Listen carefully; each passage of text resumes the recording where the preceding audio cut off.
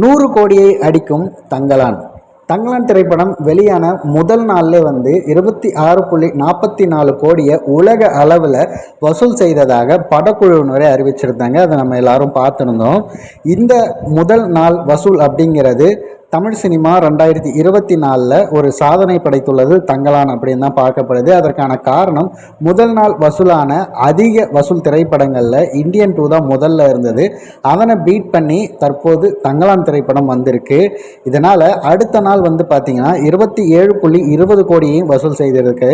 மொத்தமாக 3 நாட்களுக்குள்ளே 53.64 கோடியை வசூல் செய்திருந்தது தங்கலான். அதனால் விரைவிலே இந்த படம் பார்த்திங்கன்னா 100 கோடியை அடிப்பதற்கான அனைத்து சாத்தியக்கூறுகளும் இருக்குது அப்படின்னு சொல்லிட்டு எல்லாராலையும் எதிர்பார்க்கப்படுகிறது.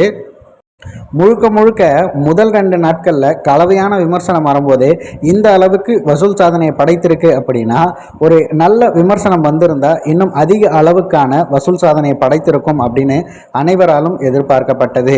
அது மட்டும் இல்லாமல் படம் வெளியான 3 நாட்கள் வசூல்லே 53.64 கோடியை வசூல் செய்திருக்க இந்த படம் 4வது நாளான அதாவது நேற்றைய தினம் தங்கலான் 5.60 கோடி ரூபாய் வரைக்கும் வசூல் செய்ததாக பாக்ஸ் ஆஃபீஸ் வட்டாரங்கள் தெரிவிச்சிருக்காங்க.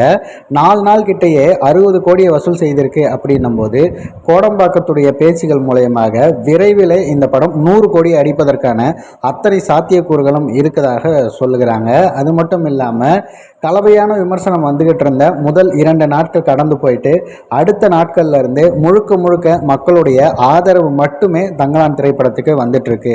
இதன் மூலயமா விரைவில் 100 கோடியை தங்கலான் அடிக்கும் அப்படிங்கிறதுல எந்தவித மாற்று கருத்துமே கிடையாது.